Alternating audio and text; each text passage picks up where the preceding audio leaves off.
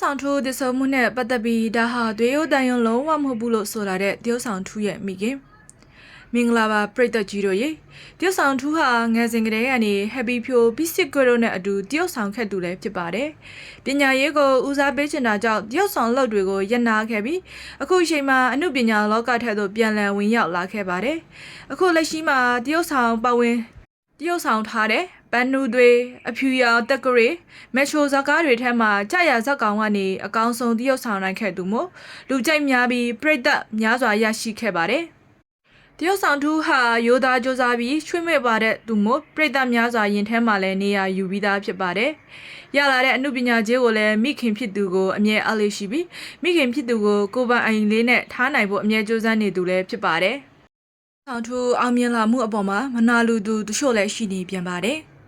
စိတ်မကောင်းစွာနဲ့ပဲမတ်လ10ရက်နေ့မှာတရုတ်ဆောင်ထူးဟာကားအစီးတဲ့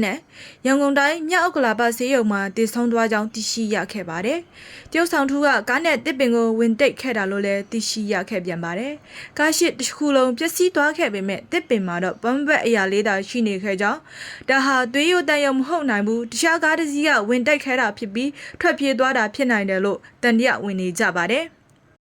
အနားမှာလည်းတခြားသူတို့နဲ့ဒုတချောင်းပါတွေ့ကြောင်းအခင်းမျက်မြေတက်တဲ့တူကလည်းပြောကြားလာခဲ့ပြန်ပါတယ်။မိသားစုဝင်များကစီးရုံပြောင်းခွင့်တောင်းတဲ့အခါမှာလည်းရန်ကုန်တိုင်းဒေသကြီးမြောက်ဥက္ကလာပစီးရုံတာဝန်ခံဆရာဝန်တူက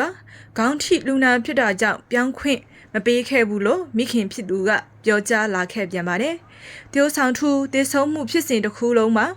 တန်ရဝင်ဖက်အချက်များစွာရှိနေခဲ့တာမှာတော့အမှန်ပါပဲ။ပရိသတ်ကြီးတို့ရဲ့ထင်မြင်ချက်လေးများကိုလည်းမှတ်ချက်ပေးခဲ့ကြပါအောင်ရှင်။